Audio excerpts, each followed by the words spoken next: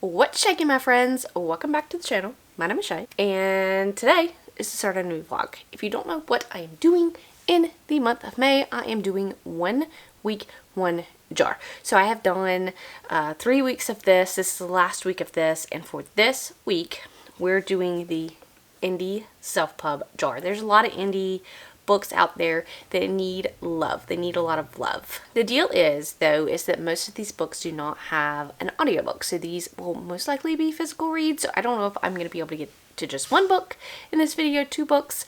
I'm not sure. I will have an audiobook playing in the background, you know, when I'm doing other things like driving and commuting to work. I don't know what that is yet. Maybe I'll work on another project for the channel. I don't know. But every time I have a chance to physically read, I will physically read this book. So let's go ahead and get to it. This is the last 1 week, 1 jar, and I've had such a fantastic time this month and hope to send this off with a bang. So let's go ahead and pull a book and see what indie book is going to get my love. I hope it's not a 1,000-page tome. Here we go. Oh gosh. This is Lizard Skin and Sharpened Steel. So this was actually a SPIFBO 10 finalist. So that's interesting. I don't know what it's about. I remember looking at the cover and the lizard and thinking, oh, that's an interesting read. But this is the one that I'm going to be reading, and I'm excited about that, and I will pop in when I have some initial thoughts. Lizard Skin and Sharpened Steel. Let's chat about it. I read 100 pages of this book and I've decided to put it down, but not because I hate it or something is not going right for me. It's just that I don't think the novel is for me. Who would have thought that I would have in the past year read or attempted to read 2 books about dinosaurs? So I have read Cenozoic Dawn like 6 or 7 months ago, and now I have attempted to read this one, both books about dinosaurs. This particular book is basically, there is a landmass, and in this landmass that has been discovered, there are different types of lizards or dinosaurs as we know it living in this landmass. Some are vegetarians and some are carnivores and some are really bad. And the one that is really badass is basically, you can liken it to the T-Rex. Okay, this government wants to steal the T-Rex's eggs in order to raise these beasts and use them in war. And so they have hired this mercenary military type crew to go and steal these eggs from these gigantic badass beasts. They also hire this tracking crew that is very familiar with the landmass to lead them into the jungle, then the landmass, to secure these eggs. Okay, so we are getting multiple perspectives from the leader of the crew and a girl that is from the pair that is hired to lead this expedition.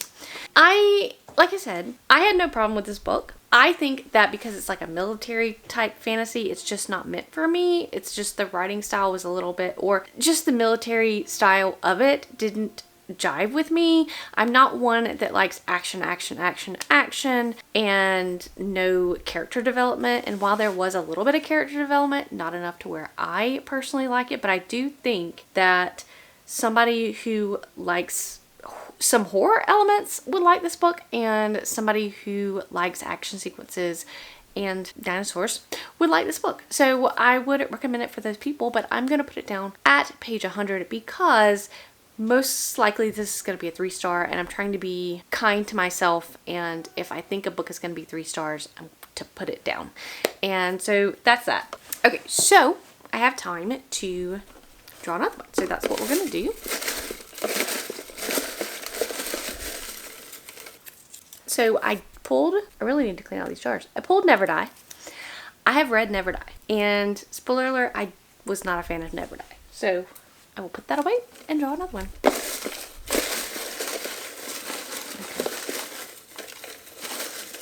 Here we go. Okay, this is No Land for Heroes, and I think this is by Cal Black. I think I own this one, actually. The ebook. I own the ebook. I think this is the book that I'm thinking of. I'll pop back in when I get into it and let you know for sure, and my thoughts. No Land for Heroes by Cal Black. Let's talk. I'm about 60% in. So I'm not loving the book. I'm not hating the book. I'm somewhere in the middle. But let me tell you what this book did make me realize. It made me realize just what kind of fantasy I like. And I really just love epic fantasy. I love epic worlds. And I wouldn't say that this is cozy fantasy. I would just say that this is a low stakes, well, not low stakes, I don't even know how to describe this, but it's like, this would be like if you had an epic fantasy and then you had a side quest. Like, this would be the side quest. And I'm not for the side quests as much as I am the epic fantasy journey. So this is like the side quest. I like the characters and I like the story okay. It's just not, again, not the fantasy that I know and love. Okay.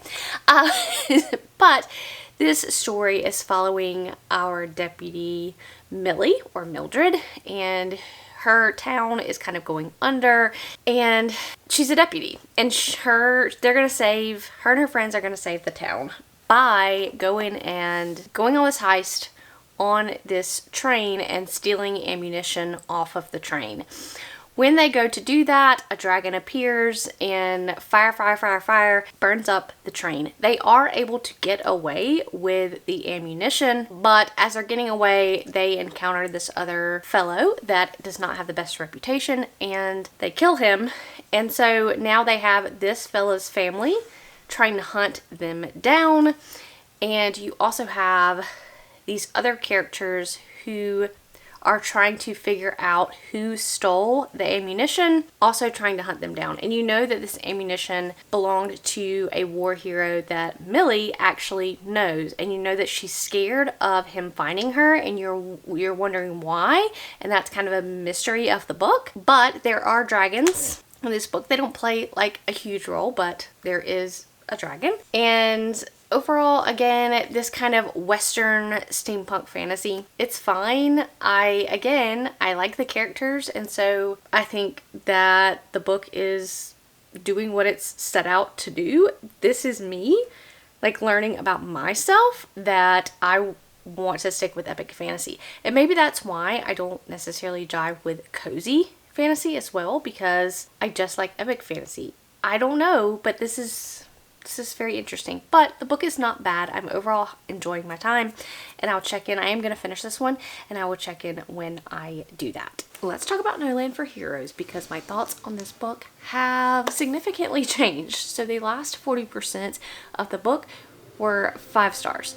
The first 60%, 3 stars. The last 40-ish%, 5 stars. I absolutely ended up loving the direction that this book went. I ended up loving the characters, and I think probably if I went back and read it again from start to finish, I may feel differently about the whole book now that I've read the latter half. But I'm happy to have read this, and I'm super excited to continue on. I think this is a great found family that we have found in here, and I overly ended up adoring these characters. So perfect. That's a 4 stars. I am looking forward to reading the next book in the series. So that's going to be it for the 1 week 1 jar challenge of 2025. I hope you guys enjoyed it, and I will catch you guys in the next one.